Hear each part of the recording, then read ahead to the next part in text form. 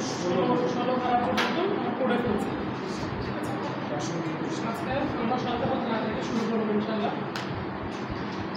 নতুন একটা টপিক, এখানে নতুন টপিকের নাম হচ্ছে স্বীকৃতি, অ্যাডমিশন।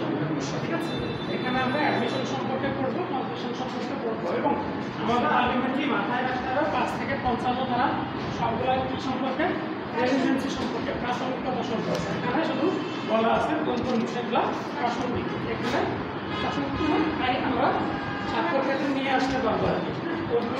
এরকম জায়গাগুলো 5 থেকে 55 বলতে কি বোঝাচ্ছে, এটা তো প্রথম দুইটা ক্লাসে খুব ভালোভাবে আলোচনা হয়েছে। তারপরেও বলি একটু, প্রাসঙ্গিক বলতে আপনি কি বোঝাচ্ছেন? পাশাপাশি একই বিষয় পাশাপাশি। আচ্ছা, একই বিষয় পাশাপাশি। প্রাসঙ্গিক বলতে পাশাপাশিকে বোঝায় না, প্রাসঙ্গিক বলতে রিলেটেড ব্যাপারগুলো, একটার সাথে আরেকটা কানেক্টেড ব্যাপারগুলোকে বোঝায়, পাশাপাশি না। ব্যাপারটা এমন যে কেউ একটা কোনো কথা বলছে আমার সম্পর্কে, কেউ আমার সম্পর্কে কোনো ভালো কথা বলতে পারে, খারাপ কথাও বলতে পারে, সেটা আমার জন্য প্রাসঙ্গিক। কেন? আমার সম্পর্কে বলছে তার জন্য। ওই কেস, যে মামলা নিয়ে আপনি লড়তেছেন কোর্টে, ওই কেস রিলেটেড কোনো কথা, কোনো কাজ, কোনো উক্তি, কোনো মেন্টাল ইন্টেনশন, মানসিক কোনো অবস্থা, কোনো জ্ঞান, এই সমস্ত কিছুই হচ্ছে প্রাসঙ্গিক বিষয়। তো সাক্ষ্য আইনের 5 থেকে 55 ধারাতে এই বিষয়গুলো নিয়ে আসা হয়েছে যে মামলার ক্ষেত্রে, মোকদ্দমার ক্ষেত্রে কোন কোন বিষয়গুলোকে কোর্টের সামনে নিয়ে আসা যাবে, মামলা সম্পর্কিত কোন কোন বিষয়সমূহকে কোর্টের সামনে নিয়ে আসা যাবে, কিসের জন্য? মামলা প্রমাণের জন্য। এবং 5 ধারায় খুব সুন্দর করে বলা আছে রেলিভেন্ট 2 প্রকারের হইতে পারে, দুইটা গ্রাউন্ডে হতে পারে।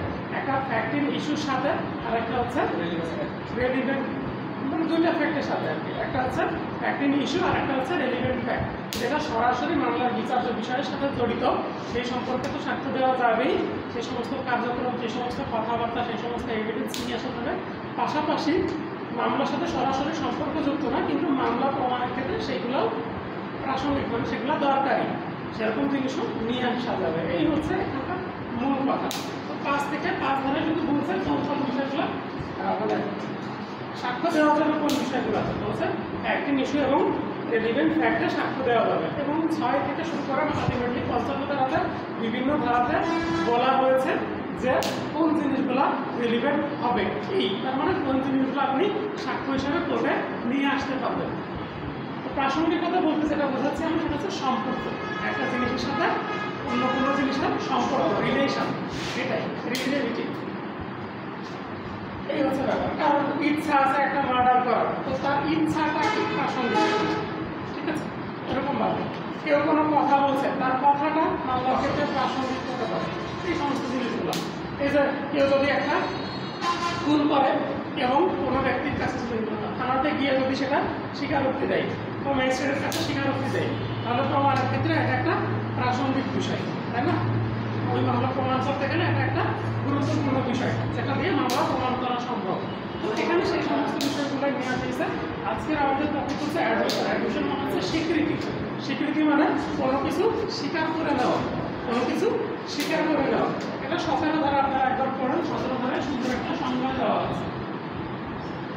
স্বীকৃতি হচ্ছে মৌখিক বা লিখিত উক্তি অথবা ডিজিটাল রেকর্ড রয়েছে, যা বিচার্য বিষয় বা প্রাসঙ্গিক বিষয় সম্পর্কে কোনো সিদ্ধান্তের সূত্রপাত করে এবং যা পরে উল্লেখিত ব্যক্তিগণের মধ্যে কেউ বর্ণিত পরিস্থিতিতে করে।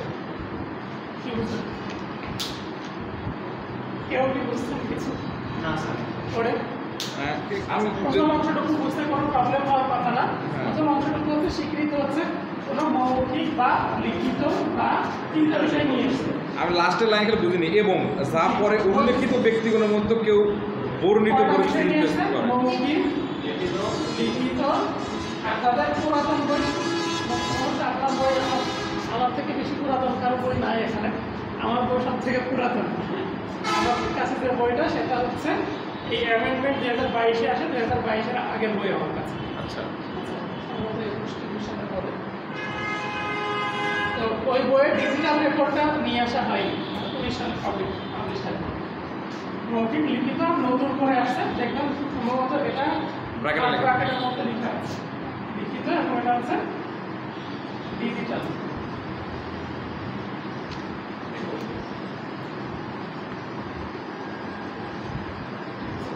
মৌখিক, তারপরে লিখিত বা ডিজিটাল রেকর্ড। তো মৌখিক কি, মৌখিক বা লিখিত কি হতে পারে? আর ডিজিটাল রেকর্ডের মাধ্যমে কোনো ব্যক্তি যদি বিচার্য বিষয় বা প্রাসঙ্গিক বিষয় সম্পর্কে কোনো সিদ্ধান্তের সূত্রপাত করে, সিদ্ধান্তের সূত্রপাত করতে কি হচ্ছে, একটা সিদ্ধান্ত মানে একটা ডিসিশন নেয়নি, ঠিক আছে, ডিসিশন নেওয়ার ক্ষেত্রে সহায়ক, নেওয়ার ক্ষেত্রে সহায়ক সেরকম কোনো উক্তি, এটা লিখিত হতে পারে, মৌখিক হতে পারে, এবং কিভাবে ডিজিটাল রেকর্ডের মাধ্যমে হতে পারে। এরকম কোনো উক্তিকে কি বলছে? স্বীকৃতি বলছে। ব্যাপারটা কিরকম, যে প্রশ্ন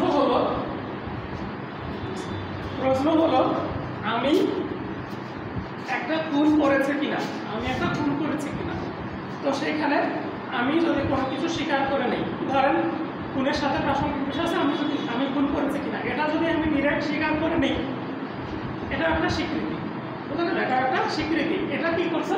ডিসিশন মেক করতে, একটা ডিসিশন মেকের ক্ষেত্রে একটা গুরুত্বপূর্ণ ভূমিকা পালন করছে, একটা সূত্রপাত করছে একটা সিদ্ধান্ত নেওয়ার ক্ষেত্রে। আদালত একটা সিদ্ধান্তের দিকে যেতে পারতেছে আমার এই স্বীকৃতির কারণে, স্বীকারোক্তির কারণে। ওকে, তো প্রথম কথা হলো এইটা, যে একটা কি হচ্ছে, ডিসিশনের সূত্রপাত হচ্ছে। আবার দেখেন আমি খুন করছি, এটা তো ডিরেক্ট আমি দোষ স্বীকার করে নিলাম। আর একটা ব্যাপার হইতে পারে, যে মার্ডার ওয়েপন দিয়ে মার্ডার করা হয়েছে, ওই ওয়েপনটা আমি বাজার থেকে কিনেছিলাম।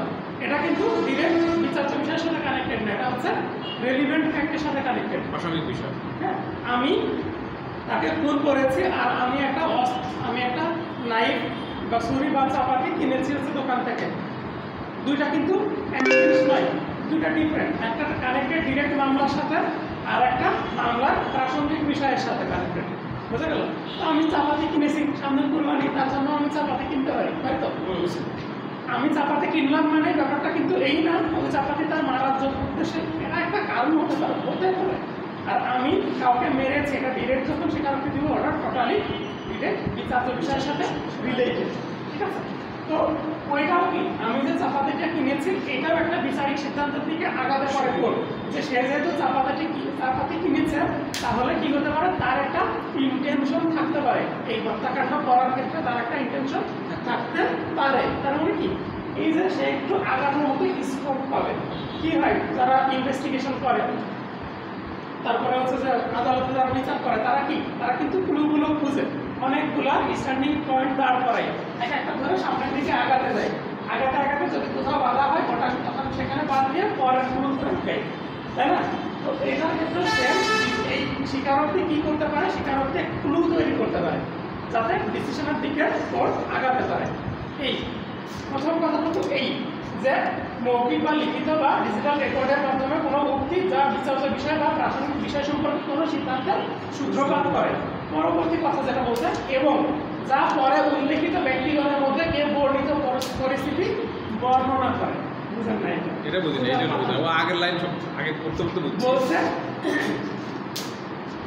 ওই সময় কি পরিস্থিতি ঘটেছিল সেই বিষয়ে বর্ণনা করবে। ধরেন স্বীকারোক্তি বলতে এমন কোনো উক্তি বা লিখিত মৌখিক উক্তি বলছে বা ডিজিটাল কোনো রেকর্ড, যেটার মাধ্যমে কি করতে পারছে, উদ্ভূত একটা পরিস্থিতি তৈরি হয়েছিল। একটা তো বলছে যে বিচারিক সিদ্ধান্তের দিকে আগাতে পারবে, এই একটা।